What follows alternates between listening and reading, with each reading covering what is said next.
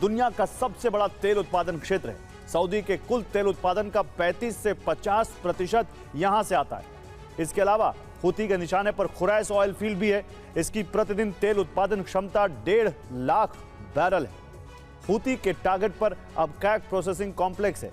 यह तेल को स्थिर करने वाला सऊदी का सबसे बड़ा प्लांट है। यहाँ गैस और पानी को अलग किया जाता है ताकि उसे रिफाइनरियों तक भेजा जा सके। ऑयल फील्ड के अलावा हूती ने बंदरगाहों पर भी हमले की धमकी दी है। उसके टारगेट पर फारस की खाड़ी से सटा रास तानुरा बंदरगाह, यह हॉर्मुज से तेल सप्लाई के लिए बेहद अहम है। यहां से सऊदी अरब एशिया में तेल सप्लाई करता है। हूती की लिस्ट में यानबू बंदरगाह भी शामिल है। यह बंदरगाह लाल सागर में मौजूद है।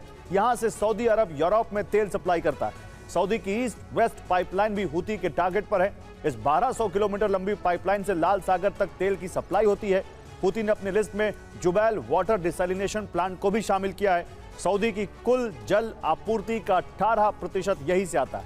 इसके अलावा रास अल खैर डिसैलिनेशन प्लांट भी हूती के निशाने पर है, जो सऊदी की कुल जल आपूर्ति का 12% पानी सप्लाई करता है।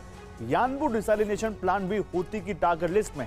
इस प्लांट से सऊदी की कुल मीठे पानी की जरूरत की 10% आपूर्ति होती।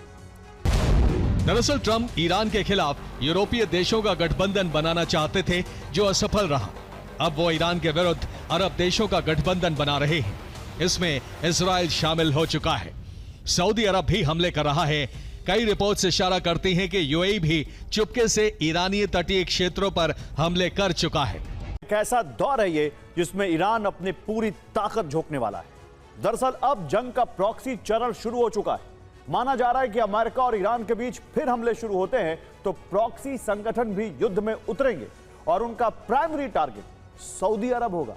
इसका पहला ट्रेलर भी रिलीज हो चुका है। हूती और इराक में मौजूद ईरान समर्थित मिलिशिया संगठनों ने सऊदी अरब पर हमले किए। आखिर ईरानी प्रॉक्सी के टारगेट पर सऊदी क्यों? मुस्तफा का प्लान क्या है? आइए आपको इस पहली रिपोर्ट में दिखाता हूं। यह जंग शुरू हुई इराक में पीएमएफ के हेडक्वार्टर पर हमले के बाद। अमेरिका और सऊदी अरब ने यहां संयुक्त एयर स्ट्राइक की। सबसे बड़ा हमला बसरा में किया गया, जहां मुख्य हेडक्वार्टर और हथियार डिपो को उड़ा दिया गया। इसके बाद ईरान और उसके प्रॉक्सी संगठन ने सरप्राइज अटैक किया।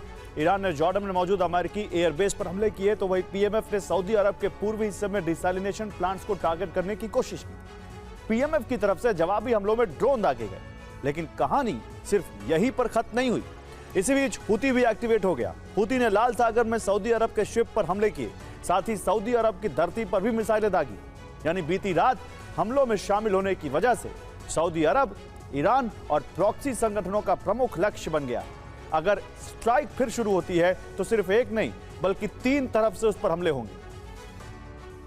आईआरजीसी ने जॉर्डन पर बैलिस्टिक मिसाइलें दागी।